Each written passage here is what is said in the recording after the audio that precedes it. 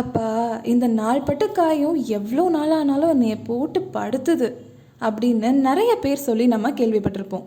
ஆனால் நாள்பட்ட காயம் மட்டும் இல்லைங்க, நாள்பட்ட மன அழுத்தமும் பெண்களுக்கு ரொம்ப சவாலான ஒரு விஷயம்தான். இதுக்கு பேர் தான் க்ரானிக் ஸ்ட்ரெஸ் அப்படின்னு சொல்லுவாங்க. ஓகே, சப்போஸ் உங்களுக்கு பேக் பெயின் அதிகமாக இருந்தாலோ, முகப்பருக்கள் ஆர் அதர் ஸ்கின் ப்ராப்ளம்ஸ் இருந்தாலோ, ஹெட்டேக், ஸ்டொமக் அப்செட், அடிக்கடி மறதி, lack of energy, lack of focus, அப்புறம் உங்கள் மேலேயே உங்களுக்கே கண்ட்ரோல் இல்லாத ஃபீலிங், இந்த மாதிரியான சிம்டம்ஸ்லாம் உங்களுக்கு இருந்துச்சுன்னா உங்களுக்கு க்ரானிக் ஸ்ட்ரெஸ் இருக்கலாம். ஸோ இந்த க்ரானிக் ஸ்ட்ரெஸ்ஸை நீங்கள் ஓவர் கம் பண்ணுறதுக்கு கொஞ்சம் கொஞ்சமாக லைட்டான எக்ஸசைஸை ப்ராக்டிஸ் பண்ணுங்கள். முக்கியமாக ஹார்ட் பம்ப் பண்ணுறதுக்கான எக்ஸசைஸ், குறிப்பாக ஏரோபிக் எக்ஸசைஸ் அண்ட் ஸ்விம்மிங்கை ப்ராக்டிஸ் பண்ணுங்கள். அண்ட் ஓவர் திங்க் பண்ணாதீங்க. கரெக்டான டைமுக்கு தூங்குங்க, கரெக்டான டைமுக்கு சாப்பிடுங்க.